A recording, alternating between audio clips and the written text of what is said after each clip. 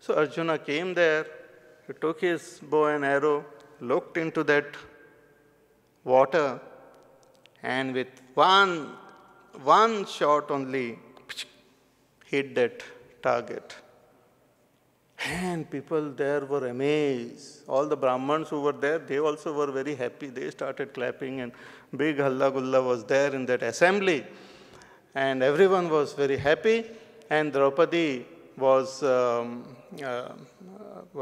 she got married to Arjuna. And they went back to their place. And Krishna Bhagwan was also there. Balramji was also there. Krishna Bhagwan, since he is Sakshat Bhagwan, realized master, when he saw these 5 people and Arjuna and all, he came to know that they must be Pandavas only. So he followed them behind. He went behind them. So when these Pandavas reached their home, Kunti was inside and Arjuna was very happy. He brought this Draupadi. And before entering the house, he called. Everyone knows that, oh, mother, I have brought something, a great thing. So mother, without looking, therefore mother should look first. So without looking what he has brought, because whatever they used to bring, she used to tell them to share. So she must have thought something nice thing he must have brought, let them share. So he said, whatever you have brought, share it with all the brothers, you share. So Draupadi got married to all 5 Pandavas. And they lived, Bhagwan Krishna reached there, he came to know about them. Then when they got married to this Draupadi, they developed that relationship with Drupad also, who was a great king. So with the help of them, they got some real strength, and they decided to again come back to Hastinapur and reclaim the kingdom. And there was great pressure on Dhritarashtra also, Bhishma Pitamaha, and everyone suggested that you have to give this kingdom to the Pandavas. So not willingly, he said, okay. And then he said, we will divide the kingdom. So Hastinapur was given to Duryodhan and his brothers, and a new place was given to them, Khandoprastha, to the Pandavas, which was totally barren, useless ground. They said, okay, you rule from here and we will rule from here. So everyone will be happy. My children will be happy and you will also be happy. When they got this Khandoprastha, they converted it into a powerful, beautiful kingdom, very prosperous. With their effort, they converted this barren land into a prosperous kingdom. And it was so powerful that it became more prosperous than Hastinapur.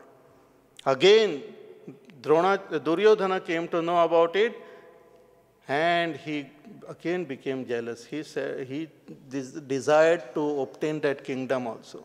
So he decided all sorts of schemes in his mind. Little fast forward the story, All schemes he started deciding in his mind, and then he took help of his mama.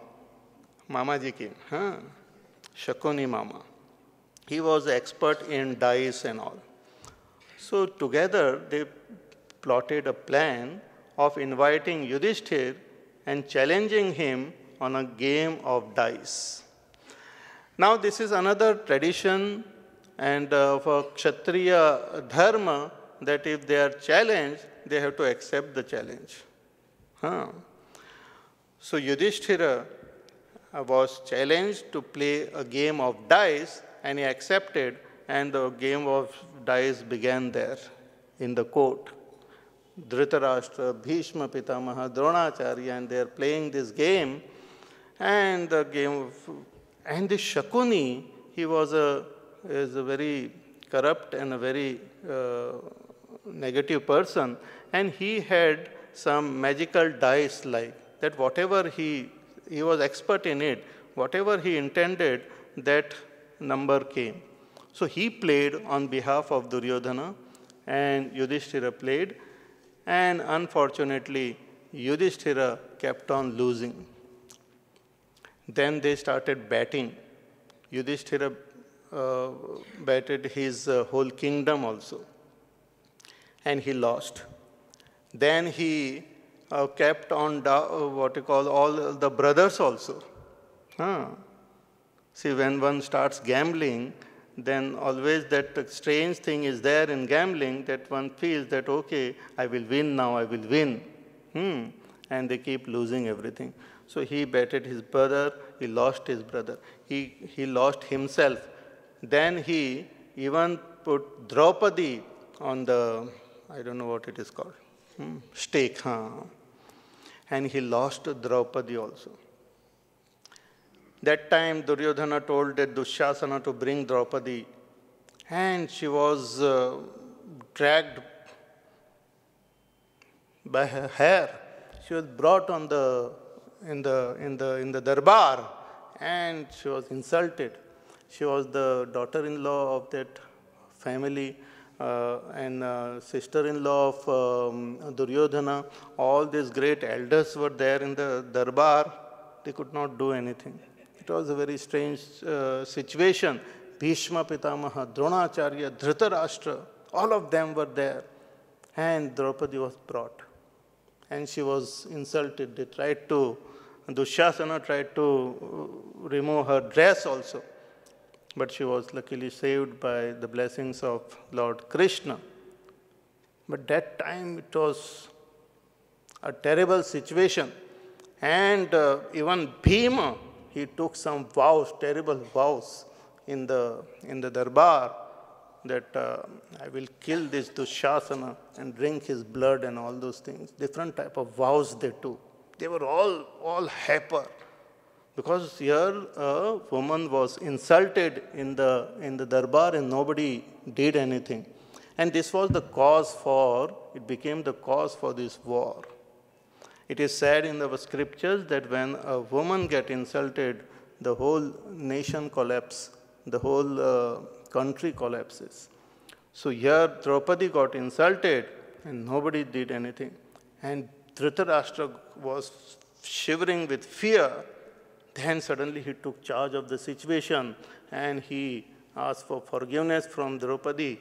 And he said, please ask for 3 boons.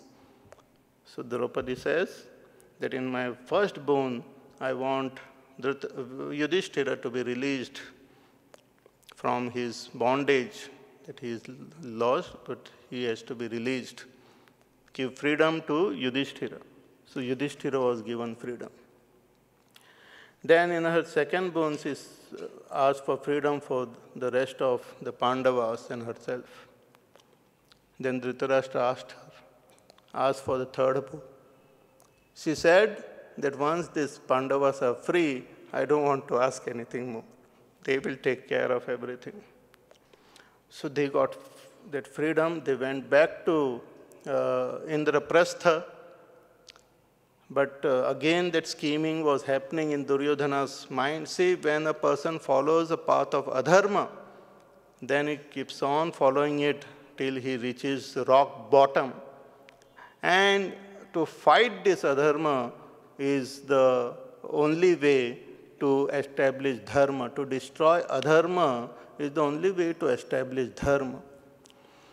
So Duryodhana kept on doing all sorts of negative things. Again he called Yudhishthira for a game of dice. Yudhishthira had to come again. And this time they kept another challenge, a stake, that whoever lost in this game, they will have to go to the forest, renounce the kingdom, go to the forest for 12 years.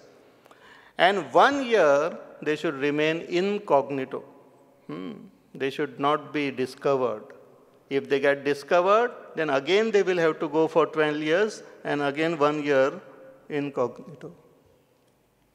So they accepted and the game was proceeded and Yudhishthira again lost.